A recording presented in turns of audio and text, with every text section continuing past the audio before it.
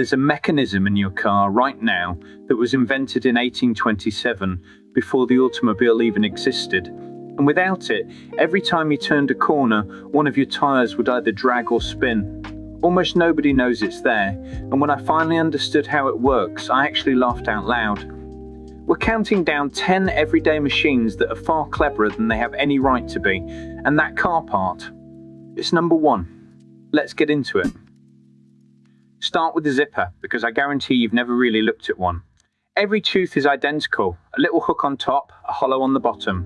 When you pull the slider, it forces each hook down into the hollow of the tooth opposite, and a tiny wedge inside the slider frees them apart to open. That's it.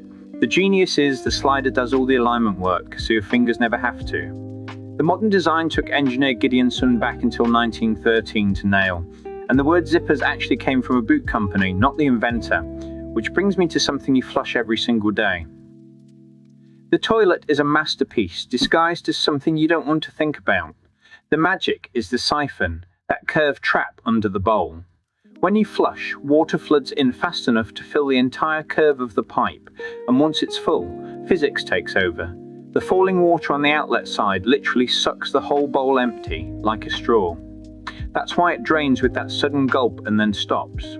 The trap also holds a plug of water that seals out sewer gas. Alexander Cummings patented the S-bend back in 1775. Speaking of holding water back precisely, this next one keeps perfect time with no electricity at all. A mechanical watch has no battery, no chit, just a coiled spring and one brilliant part called the escapement. Here's the trick nobody explains. The mainspring wants to unwind all at once, so the escapement lets it release energy in tiny, equal bites. A little anchor rocks back and forth, catching and releasing a toothed wheel. Tick-tock, and each release nudges the balance wheel to keep swinging. A good one does that around 28,800 times an hour. It's a machine that counts by refusing to let energy escape too fast. I find that genuinely beautiful. Now from counting time to cutting fabric, the machine that clothed the world.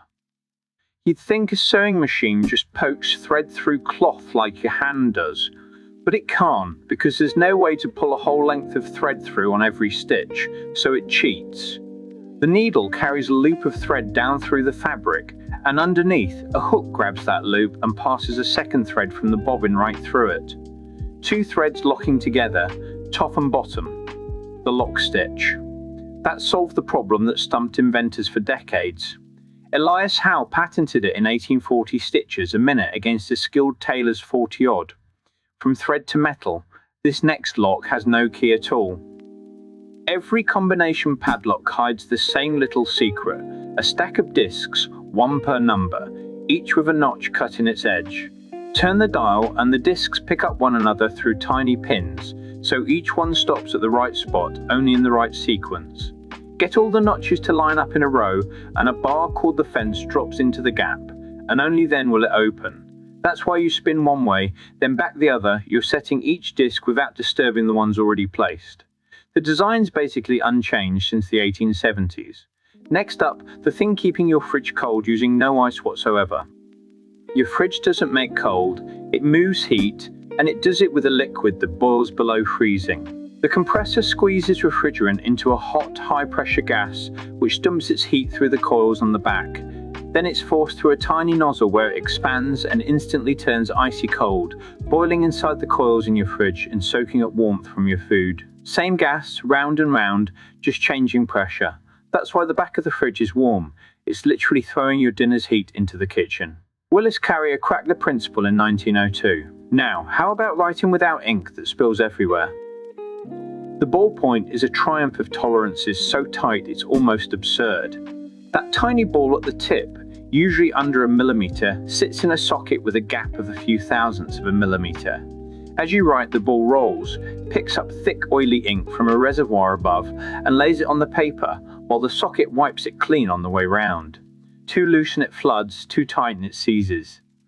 Laszlo Birol patented the workable version in 1938 after watching newspaper ink dry fast and thought, why not a pen? That precision is nothing next to what's holding your food fresh. Here's one that genuinely bugs me. The tin can was invented in 1810, but a proper can opener didn't arrive until 1858, nearly 50 years. For decades, soldiers opened cans with a hammer and chisel, or a bayonet. The modern rotating opener is clever, though. A sharp cutting wheel presses through the lid while a toothed drive wheel grips the rim and pulls the can round, so you're not sawing, you're rolling a continuous cut. The two wheels pinch the metal between them. Simple, but it took half a century of frustration to get there. And now, the one that keeps your drink fizzing, the pump you never see. Every spray can hides a two-fluid trick. Inside, there's your product. Paint, deodorant, whatever, and mixed in with it, a liquefied gas propellant under pressure. As long as the can's sealed, the gas sits partly liquid, partly vapor, pushing down on everything. Press the nozzle and the pressure shoves the liquid up a dip tube and out through a tiny hole that atomizes it into a fine mist. The clever part, as product leaves, more propellant evaporates to keep the pressure steady, so the last spray is nearly as strong as the first. Perfected in the 1940s for wartime insect spray. Now, this is the one. When your car turns a corner, the outer wheels travel further than the inner wheels, so they must spin at different speeds or something has to drag. But they're driven by the same engine. How? The differential. A set of gears splits the power so that when one wheel slows, the other speeds up by exactly the same amount, automatically, using nothing but spinning bevel gears rolling against each other. Going straight, both turn together. In a corner, the little spider gears rotate and share the difference. It was patented